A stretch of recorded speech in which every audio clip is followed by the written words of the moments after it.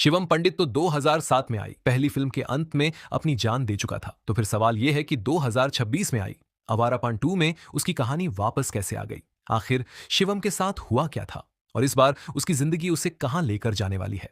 लेकिन उससे पहले, अगर आपने आवारापन का पहला पार्ट नहीं देखा है तो पहले उसे जरूर देख लेना, क्योंकि पहले पार्ट की कहानी समझे बिना आवारापन 2 को समझना थोड़ा मुश्किल हो सकता है।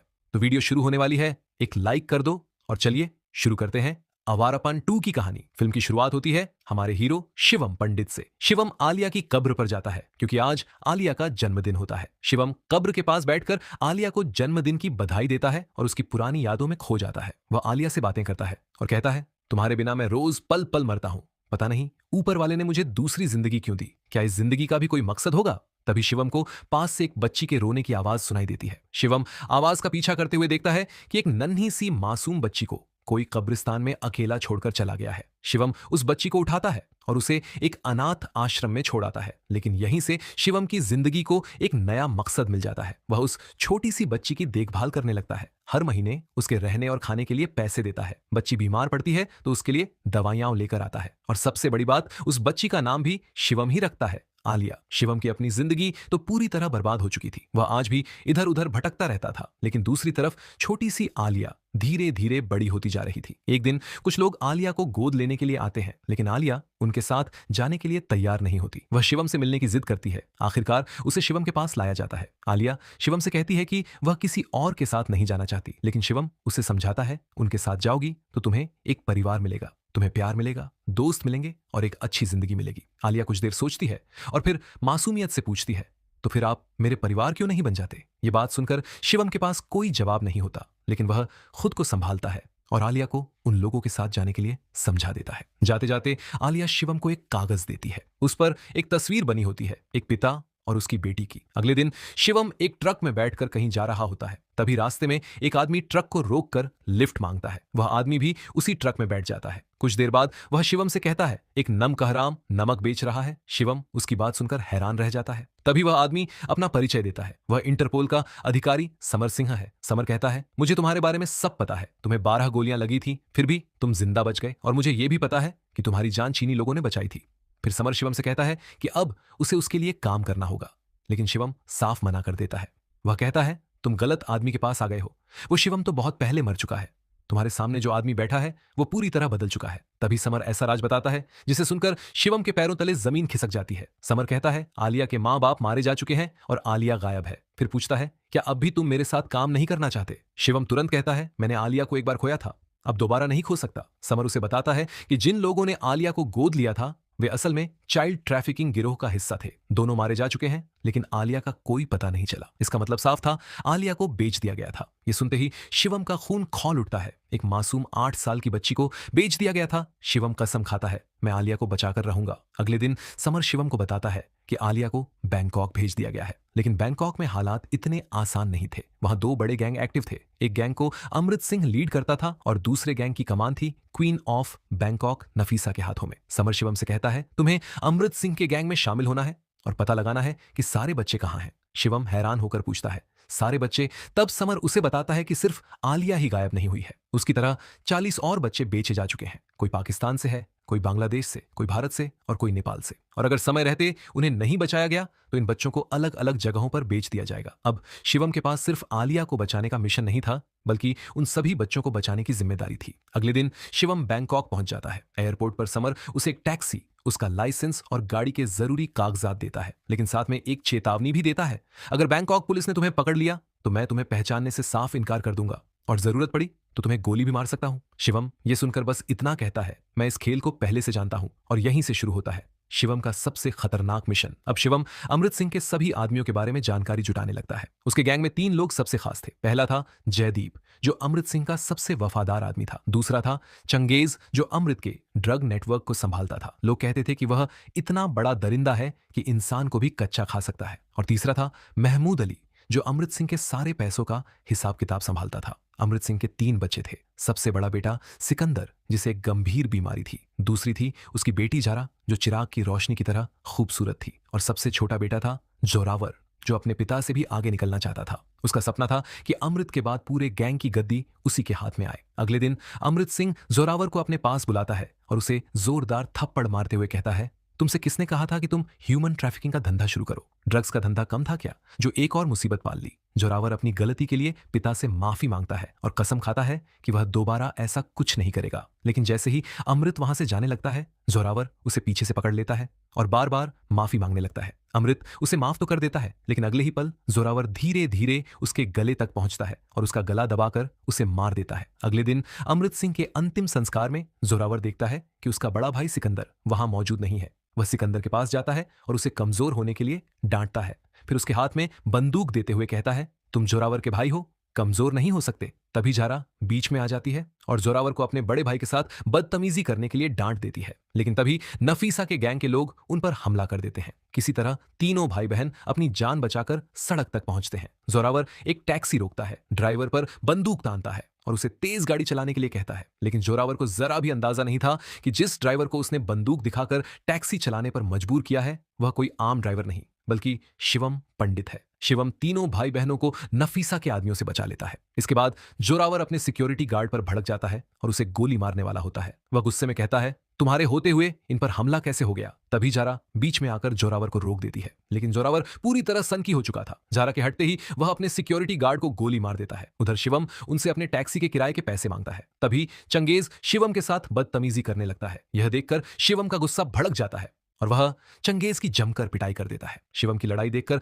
जोरावर उससे काफी प्रभावित होता है और कहता है, चलो एक गेम खेलते हैं। गेम का नियम बेहद खतरनाक था। जो सबसे पहले अपनी बंदूक तैयार करेगा, उसे सामने वाले को गोली मारने का मौका मिलेगा। गेम शुरू होता है और शिवम चंगेज से पहले अपनी बंदूक तैयार कर लेता है। वह बंदूक सीधे चंगेज पर तान देता है, लेकिन उसे गोली नहीं मारता और वहां से जाने लगता है। तभी चंगेज बंदूक उठाकर शिवम पर गोली चला देता है, लेकिन बंदूक खाली थी क्योंकि बंदूक की सारी गोलियां पहले ही शिवम अपने पास रख चुका था। जोरावर यह देखकर शिवम से बेहद प्रभावित हो जाता है और उसे अपने साथ काम करने का ऑफर देता है। उसी रात शिवम एक फाइट लड़ने जाता है। समर उसे समझाता है, हमारा प्लान काम कर रहा है, तुम्हें यह सब करने की कोई जरूरत नहीं है। लेकिन शिवम उसकी बात नहीं मानता और फिर भी फाइट करने चला जाता है। फाइट के दौरान अचानक उसकी नजर जारा पर पड़ती है। जारा को देखते ही शिवम के अंदर कुछ बदल जाता है और वह देखते ही देखते फाइट जीत जाता है। फाइट खत्म होने के बाद शिवम को एक खत मिलता है। वह जारा का खत था। उसमें सिर्फ एक बात लिखी थी, मेरी फैमिली से दूर रहो। अगले दिन जोरावर के कुछ आदमी शिवम के पास आते हैं और उसे एक काम देते हैं। शिवम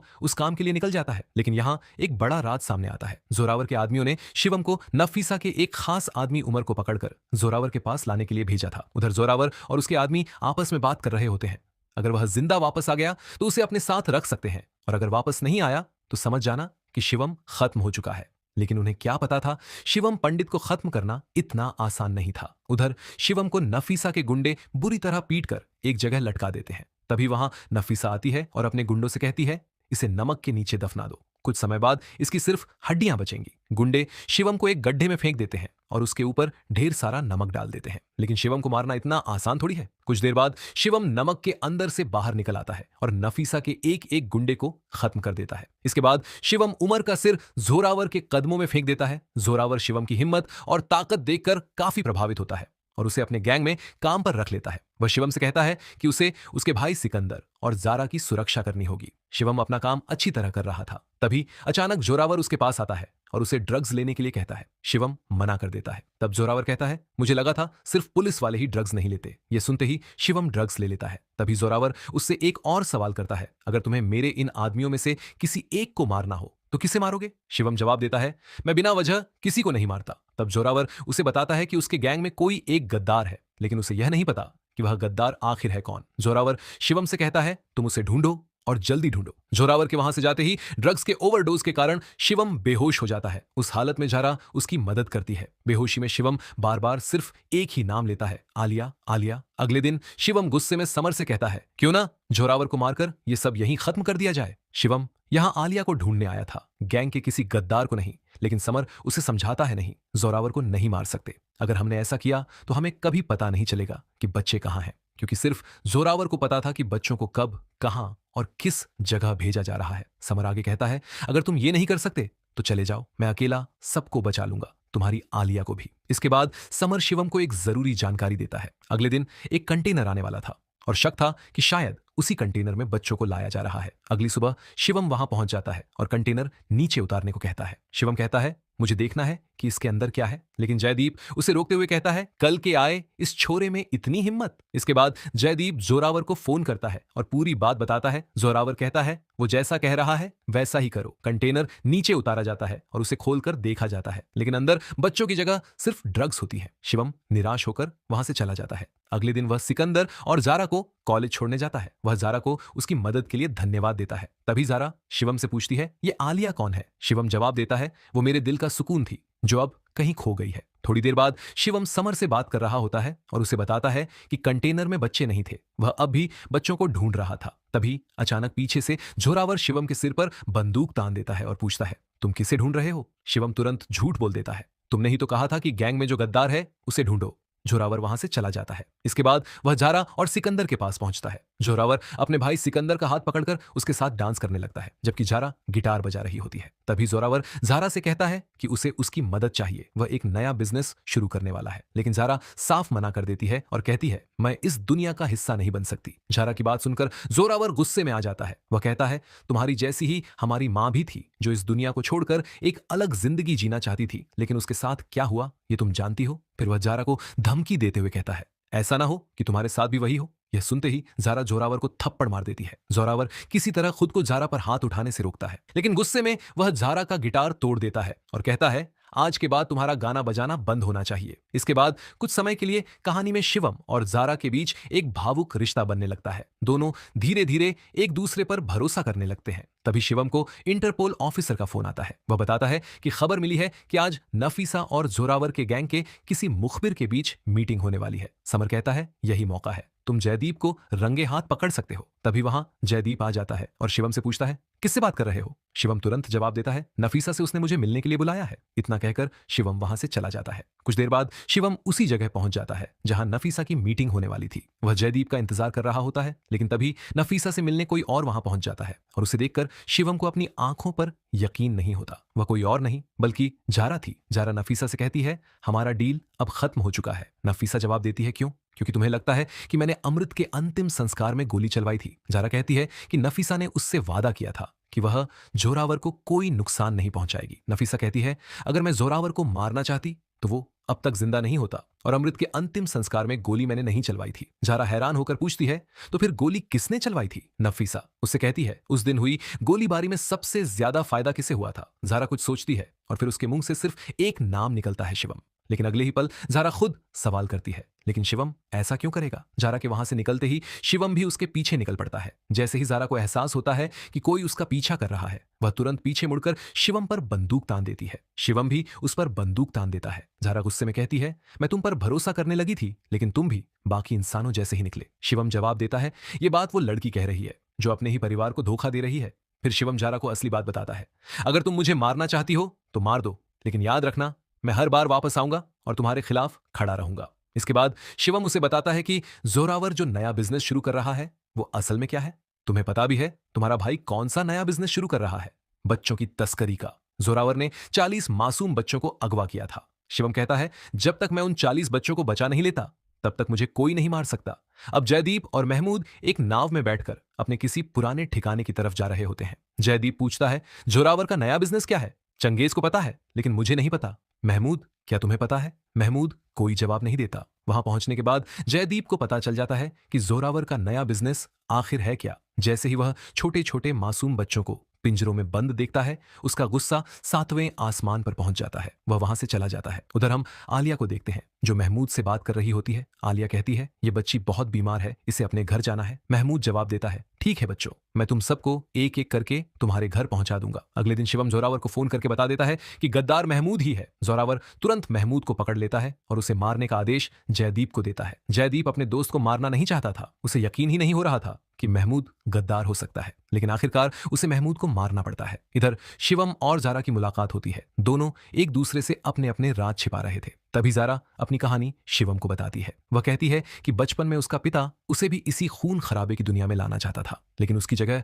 जोरावर इस दुनिया में आगे आ गया। जारा की माँ अपने बच्चों को उनके पिता के गुनाहों से बचाना चाहती थी, लेकिन अगले ही दिन उसे भी फांसी पर लटका दिया गया। जारा कहती है, मैंने नफीसा का साथ इसलिए दिया था ताकि जोरावर इस गंदे धंधे में आगे न बढ़े। मैं उसे बचाना चाहती थी, वो जैसा भी है, लेकिन मेरा भाई है। शिवम जारा से वादा करता है, मैं जोरावर को इस सब से बाहर निकालूंगा और तुम्हें और सिकंदर को भी आजाद करवाऊंगा। अगले दिन जयदीप नफीसा से मिलने पहुंचता है और उससे पूछता है, क्या महमूद सच में गद्दार था? नफीसा उसे एक वीडियो दिखाती है। उधर जोरावर बच्चों की डील इंटरनेशनल स्तर पर कर रहा होता है। दूसरी तरफ शिवम सिकंदर से मिलने पहुंचता है, लेकिन वहां पहुंचकर वह देखता है कि सिकंदर अपनी जान लेने की कोशिश कर रहा है। शिवम उसे समझाता है, तुम्हें और जारा को कुछ नहीं होने दूंगा। शिवम की बात सुनकर सिकंदर शांत हो जाता है। अगले दिन जारा उन बच्चों से मिलने जाती है। वह शिवम को फोन करके कहती है, मैं वहां पहुंचते ही तुम्हें लोकेशन भेज दूंगी। फिर वह आलिया के बारे में पूछती है। शिवम बताता है, उसने एक ताबीज पहना हुआ होगा, उसी से तुम उसे पहचान सकती हो। लेकिन इसी बीच जोरावर समर को पकड़ लेता है। वह शिवम से कहता है, इसे गोली मार दो, इसकी वजह से हमारा बहुत नुकसान हुआ है। शिवम समर पर बंदूक तान देता है, लेकिन वह गोली नहीं चला पाता। इसके बजाय वह जोरावर पर हमला कर देता है, लेकिन तभी पीछे से जयदीप शिवम पर हमला कर देता है। अब शिवम को भी समझ आ जाता है कि जोरावर को उसकी असलियत पता चल चुकी है, क्योंकि नफीसा ने जो वीडियो जयदीप को दिया था उसमें शिवम की सच्चाई सामने आ चुकी थी। शिवम को पकड़ लिया जाता है, उसे बुरी तरह पीटकर सड़क पर फेंक दिया जाता है और बैंकॉक पुलिस उसे समर की हत्या के आरोप में गिरफ्तार कर लेती है। उधर जोरावर अपनी जीत का जश्न मना रहा होता है, लेकिन उसके साथ मौजूद सिकंदर और जारा बिल्कुल खुश नहीं थे। सिकंदर जोरावर से कहता है कि उसने उसे अपने ही बाप को मारते हुए देख लिया था।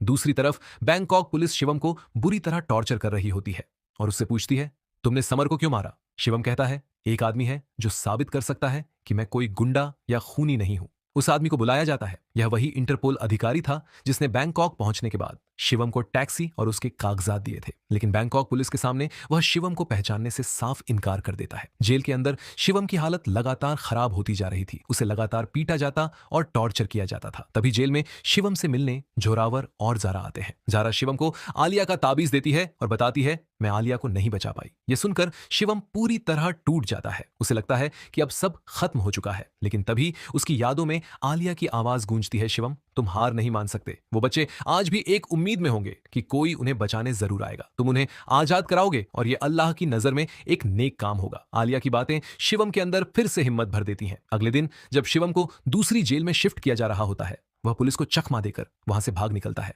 अब कहानी अपने चरम बिंदु पर पहुंच चुकी थी। जोरावर आखिरकार उन बच्चों की डील कर देता है। एक विदेशी खरीदार उसे अच्छी खासी रकम देता है और आगे भी और बच्चों की मांग करता है। ये सब देखकर जारा और सिकंदर फैसला कर लेते हैं कि अब वे जोरावर से दूर चले जाएंगे। तभी वहां नफीसा पहुंच जाती है। जोरावर उसे देखकर हैरान रह जाता है। वह पूछता है, तुम यहां तो आ गई, लेकिन वापस कैसे जाओगी? नफीसा हंसती है और कहती है, तुम अभी बच्चे हो, मैं तुम्हारे लिए किसी को लेकर आई हूं। और तभी सामने आता है शिवम। नफीसा बताती है कि शिवम उसके पास मदद मांगने आया था, लेकिन वह जोरावर को खुद मारकर अपना दुश्मन खत्म नहीं करना चाहती। इसलिए वह कहती है, ये तुम्हारा दुश्मन है, तुम ही इसे मारो। और नफीसा वहां से चली जाती है। जोरावर शिवम को बुरी तरह पीटता है और उसे गोली मारने ही वाला होता है कि तभी जयदीप बीच में आकर उसे रोक देता है। जयदीप कहता है, इसे मैं खुद मारूंगा, और शिवम को एक कंटेनर के अंदर ले जाता है। लेकिन वहां पहुंचकर जयदीप उसके हाथों की रस्सियां खोल देता है। फिर वह बताता है कि उसने ही नफीसा को इस जगह की लोकेशन भेजी थी। जयदीप कहता है कि जो इंसान अपने ही माँ बाप को मार सकता है, उसके लिए कोई भी रिश्ता मायने नहीं रखता। और अमृत भी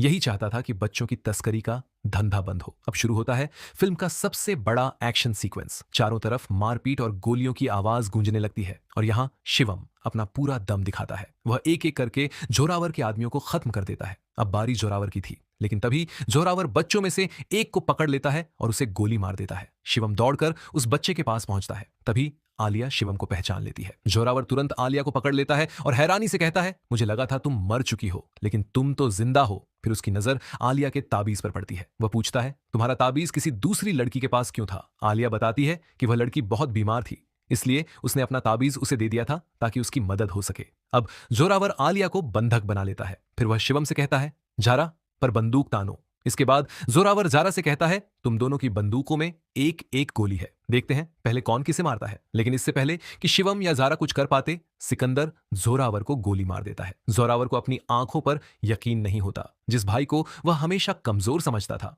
आज उसी ने उसके खिलाफ बंदूक उठा ली थी। जोरावर सिकंदर को गोली मारने के लिए आगे बढ़ता है, लेकिन तब तक शिवम उस पर हमला कर चुका होता है। शिवम जोरावर की जमकर पिटाई करता है। सब जानते थे कि जोरावर को जिंदा छोड़ना सही नहीं होगा, क्योंकि ऐसा आदमी शायद कभी नहीं सुधरेगा। तभी अचानक उसी कंटेनर का भारी हिस्सा जोरावर के ऊपर गिर जाता है, जिसमें बच्चों को बाहर ले जाने की तैयारी की जा रही थी। और इसी के साथ जोरावर की कहानी हमेशा के लिए खत्म हो जाती है। आखिरकार जारा और सिकंदर इस खूनी दुनिया से आजाद हो जाते हैं और शिवम एक बार फिर आलिया को जारा के पास छोड़कर अपनी दुनिया की ओर चला जाता है। और यहीं खत्म हो जाती है आवारापन 2 की कहानी। तो दोस्तों, आपको कैसी लगी आवारापन 2 की ये कहानी? कमेंट करके जरूर बताना। और अगर वीडियो पसंद आया हो तो एक लाइक जरूर कर देना और चैनल को सब्सक्राइब करना बिल्कुल मत भूलना, क्योंकि यहाँ आपको सबसे पहले नई फिल्मों की दमदार हिंदी मूवी एक्सप्लेनेशन मिलती है। मिलते हैं अगली फिल्म की कहानी के साथ।